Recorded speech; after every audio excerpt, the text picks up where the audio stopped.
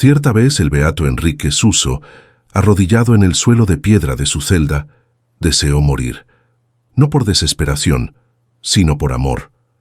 El amor que ardía en su pecho por la humanidad sufriente, por las almas olvidadas en el purgatorio, era una llama que consumía su propio ser, y él sentía de forma aguda e intolerable el peso de la soledad de aquellos que aguardaban la visión de Dios. Él rezaba, pero las palabras parecían caer en el vacío de su cuarto oscuro, incapaces de atravesar, en su opinión, el espeso muro que separa el tiempo de la eternidad.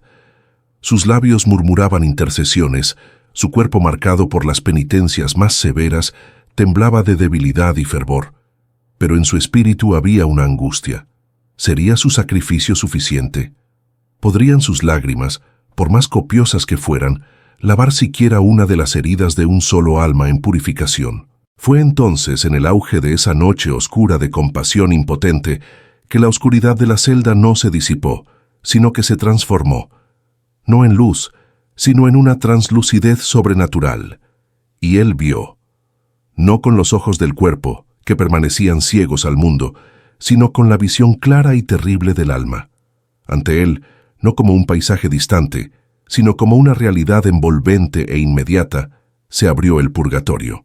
No eran llamas de fuego material, sino llamas de un amor divino tan puro, tan intenso, tan abrasadoramente santo, que consumía toda impureza con un dolor que era, paradójicamente, esperanza solidificada en agonía.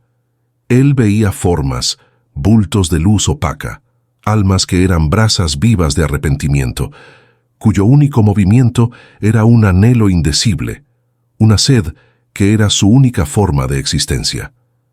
El silencio era total, pero era un silencio que gritaba, un gemido continuo y único, ecoando a través de incontables siglos de espera, componía una sinfonía de dolor que le arrancó un lamento de lo más profundo de su ser.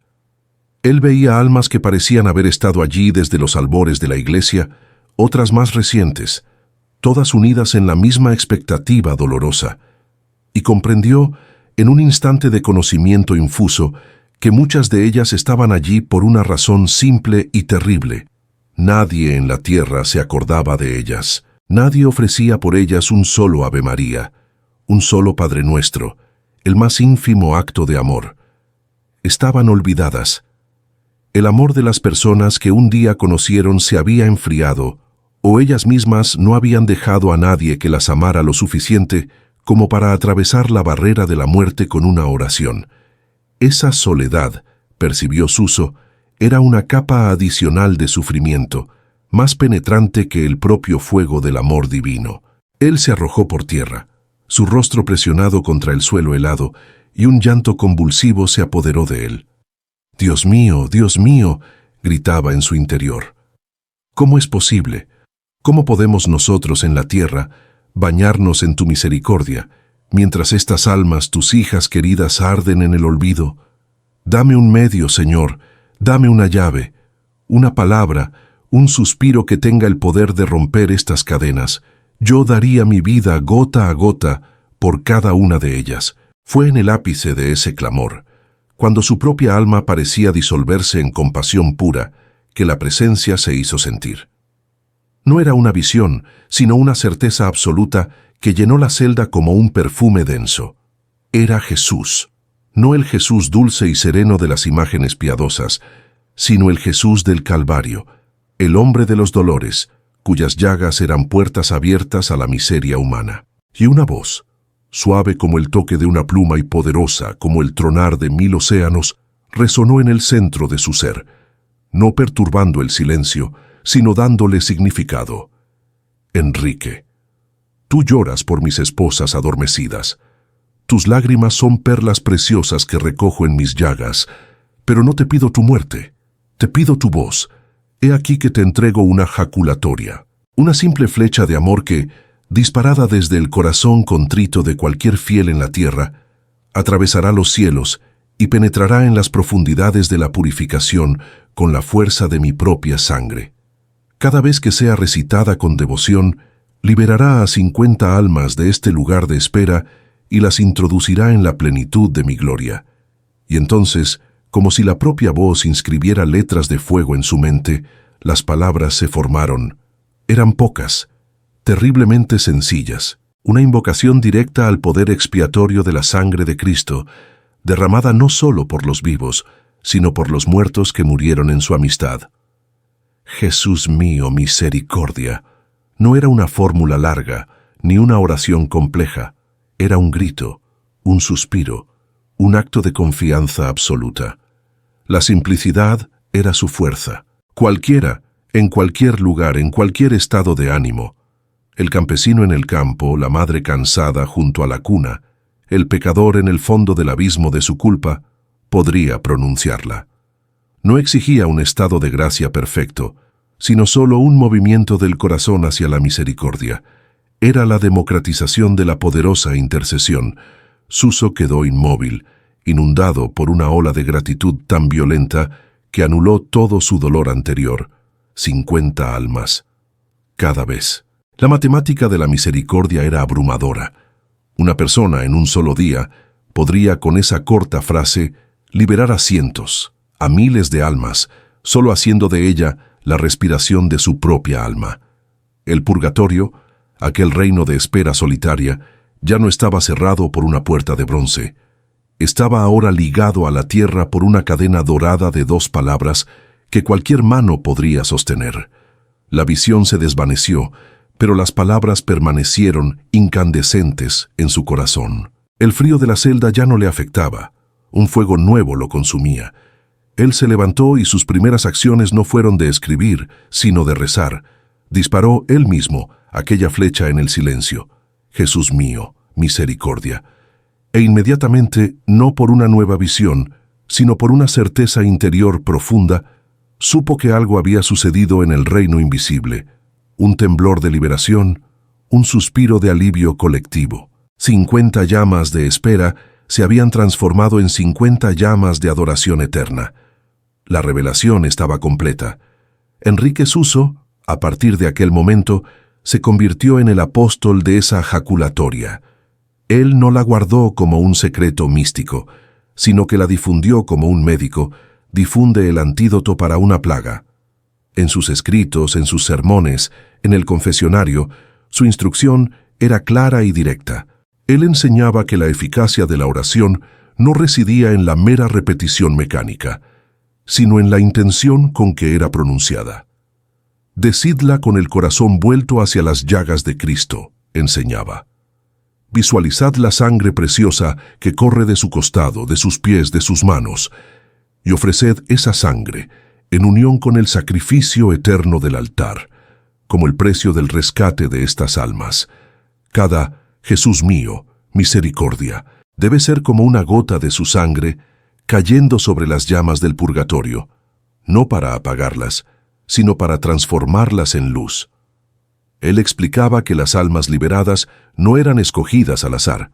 En su infinita sabiduría y justicia, Dios aplicaba el mérito de aquella oración a aquellas almas que más se beneficiarían de ella en aquel momento, frecuentemente comenzando por las más abandonadas, por las que no tenían a nadie que rezara por ellas. La jaculatoria era, por tanto, un acto de justicia social en el orden sobrenatural, un socorro a los más pobres entre los muertos.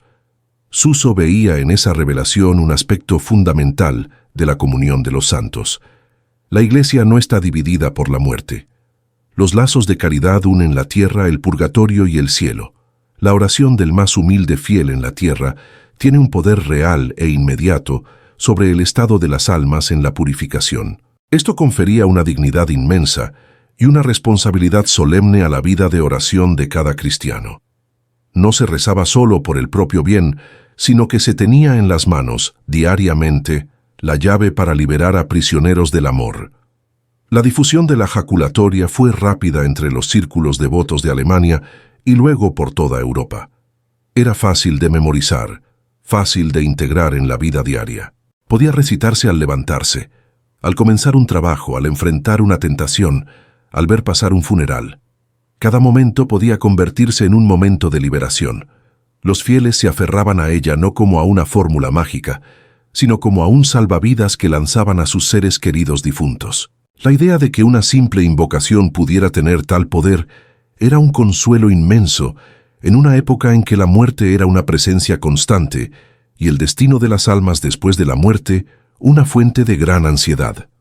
Los teólogos de la época, cuando se enfrentaban a esta revelación privada, no la veían como contraria a la doctrina. Por el contrario, ella encarnaba perfectamente los principios católicos, el valor infinito de la sangre de Cristo, el poder de la intercesión, la realidad del purgatorio, la eficacia de las indulgencias aplicadas a los difuntos y la importancia de la oración continua por la Iglesia sufriente. La simplicidad de la jaculatoria era su ortodoxia más profunda. Ella apuntaba directamente a la fuente de toda gracia, la misericordia de Jesús. Pero la visión de Suso, así como la de Teresa de Ávila, tenía un doble aspecto. Ella revelaba una misericordia inmensa y accesible, pero también, implícitamente, lanzaba una luz cruda sobre una realidad terrible, el olvido. El hecho de que una oración tan simple pudiera liberar a 50 almas subrayaba, por contraste, la tragedia de millones que tal vez permanecieran por largas eras en el purgatorio simplemente porque nadie, absolutamente nadie, se dignaba a decir por ellas una sola palabra. Suso, en sus escritos, hacía esta apelación angustiante. Considerad, oh cristianos, la multitud incontable de almas que lloran en la soledad, mientras vosotros, sumergidos en vuestros placeres y preocupaciones efímeras, ni una vez pensáis en ellas.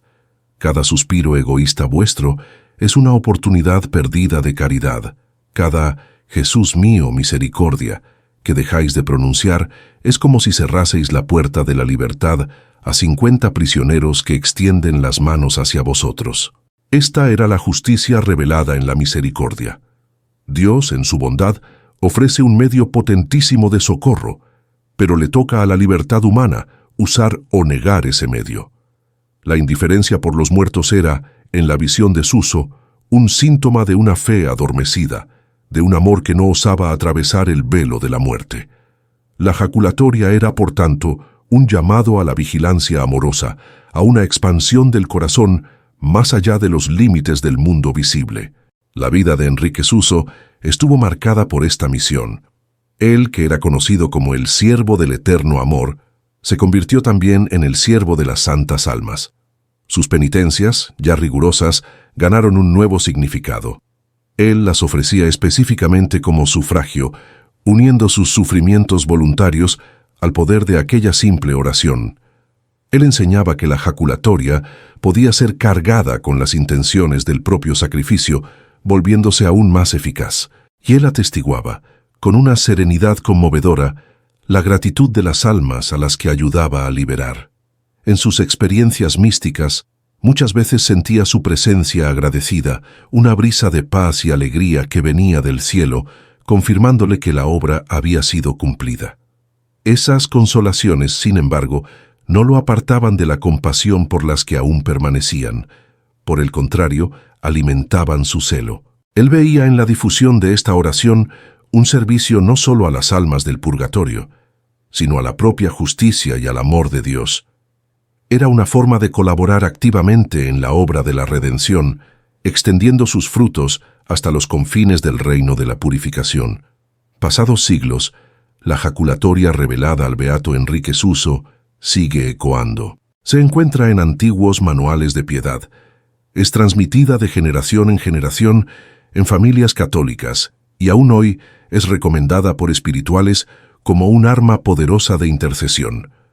Su simplicidad resiste al tiempo, porque responde a una necesidad perenne del corazón humano, la necesidad de mantener un lazo de amor con aquellos que partieron y la convicción de que nuestro amor, unido al amor de Cristo, puede alcanzarlos y ayudarlos de forma real. En un mundo cada vez más secularizado, donde la muerte es muchas veces un tabú y la idea del purgatorio es ridiculizada o ignorada, esta pequeña oración es un acto de resistencia de la fe. Es una afirmación silenciosa de que la muerte no tiene la última palabra, que el amor es más fuerte, y que la misericordia de Jesús es un río que fluye hacia todas las dimensiones de la existencia, inclusive hacia aquella donde el alma se purifica en el fuego de su propia mirada. La visión de Suso, por tanto, no es sólo sobre una promesa extraordinaria, es una ventana abierta al corazón misericordioso de Dios y a la solidaridad inquebrantable que debe unir a los miembros del cuerpo de Cristo.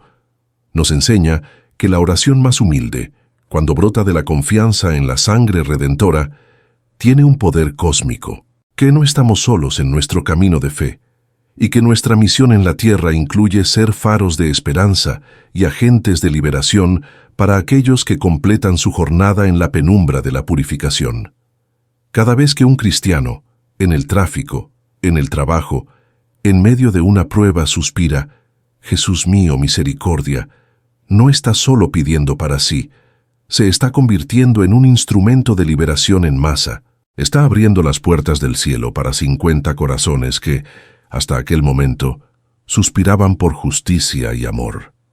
Es un poder inmenso escondido en la simplicidad, una prueba de que, en el reino de Dios, los menores gestos, cuando se realizan en unión con Cristo, pueden mover montañas de sufrimiento y transformarlas en montañas de luz.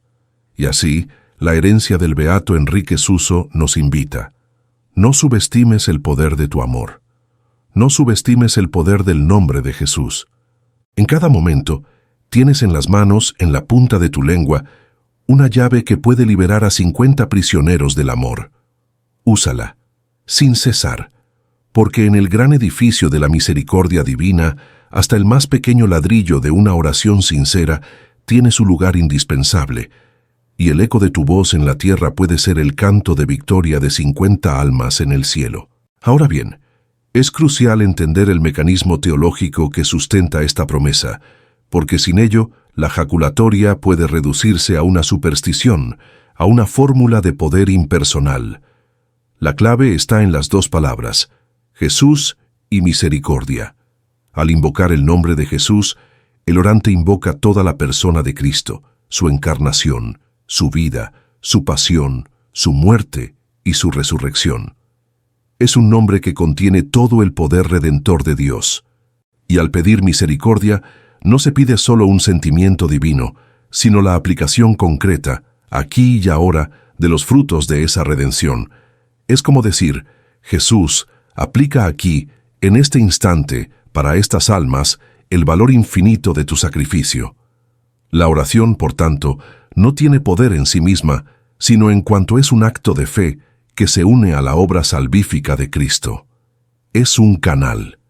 Y la promesa de las 50 almas no es un intercambio comercial, sino una revelación de la eficacia prodigiosa que Dios quiere conceder a este acto de fe tan simple y profundo. Dios, en su economía de gracia, asocia méritos específicos a oraciones específicas, para estimular la devoción de los fieles y mostrar la riqueza de su misericordia. La jaculatoria de Suso es un caso paradigmático. Dios quiere destacar de manera especial la potencia del santo nombre y de la confianza en su misericordia para ayudar a las almas del purgatorio. Esta devoción también nos habla de la naturaleza del purgatorio mismo. No es un infierno pequeño, ni un castigo vengativo. Es la misericordia misma de Dios que purifica, porque nada manchado puede entrar en su presencia. El fuego del purgatorio es el fuego del amor divino, que duele precisamente porque el alma, ya salvada y amando a Dios, ve con claridad total cómo sus pecados, ya perdonados, fueron una ofensa a ese amor. El dolor es proporcional al amor. La jaculatoria, Jesús mío, misericordia, alivia ese dolor no porque apague el amor, sino porque aplica de manera más intensa el bálsamo consolador de la sangre de Cristo, que satisface la justicia divina y calma la ansiedad del alma.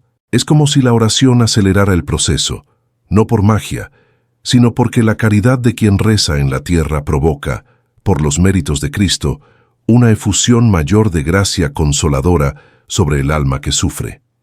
La comunión de los santos se activa en plenitud. El militante en la tierra ofreciendo su acto de fe y amor, desencadena un torrente de consuelo para el sufriente en el purgatorio, y éste, una vez en el cielo, intercederá a su vez por su benefactor. Es un intercambio de dones sobrenaturales que refleja la vida íntima de la Trinidad. La historia de esta jaculatoria no termina con la Edad Media. En los siglos posteriores se encontró con un eco sorprendente en las revelaciones de Santa Faustina Kowalska y la devoción a la Divina Misericordia. La frase «Jesús, en ti confío» es hermana espiritual de «Jesús mío, misericordia». Ambas son flechas lanzadas al mismo corazón. Ambas confían no en los méritos propios, sino en el océano insondable de la misericordia divina, que quiere ser invocada y suplicada. Santa Faustina recibió también promesas extraordinarias vinculadas a la oración de intercesión por las almas, especialmente con la coronilla de la Divina Misericordia. Esto nos muestra una continuidad en el mensaje de Dios a la Iglesia. La misericordia es la última palabra y quiere ser invocada con confianza filial, especialmente por los más necesitados, entre los que se encuentran de manera eminente las almas del purgatorio. Para el cristiano de hoy sumergido en un mundo ruidoso, práctico y a menudo desencantado, esta jaculatoria ofrece un antídoto profundo. Es una oración que puede rezarse en el metro, en la cola del supermercado, en medio de una reunión estresante. Es un acto de reconexión instantánea con lo eterno. Cada vez que la pronunciamos, hacemos dos cosas. Primero, nos orientamos nosotros mismos hacia la misericordia, recordándonos nuestra propia necesidad de ella. Y segundo, realizamos un acto de caridad heroica, ya que liberamos a almas que no podemos ver, por las que no tenemos un vínculo emocional necesariamente, pero que son nuestros hermanos en Cristo. Es la caridad en su expresión más pura, desinteresada, universal, eficaz. El beato Enrique Suso, desde el cielo, debe contemplar con alegría cómo su simple flecha de amor sigue volando a través de los siglos. Cada «Jesús mío, misericordia» es una confirmación de que su noche de angustia y de visión no fue en vano, que Dios escuchó su grito y le dio no solo a él, sino a toda la Iglesia, un arma de misericordia masiva. En un tiempo como el nuestro, donde parece que el olvido de Dios y del más allá es la norma, esta pequeña oración es un acto de rebelión luminosa. Es negarse a aceptar que la muerte marque el fin de la solidaridad.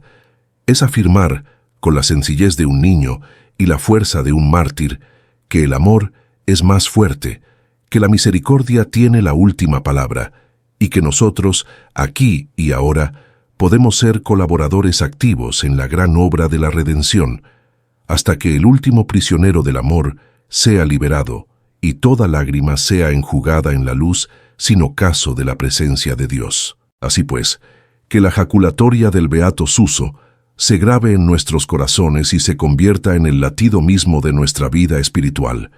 Que no pasemos un día sin lanzar, al menos una vez, esa flecha de oro hacia el corazón de Jesús, sabiendo que, en el mismo instante, 50 almas exhalan un suspiro de alivio eterno y se dirigen cantando de gratitud hacia el abrazo infinito del Padre. Esa es la increíble dignidad del bautizado.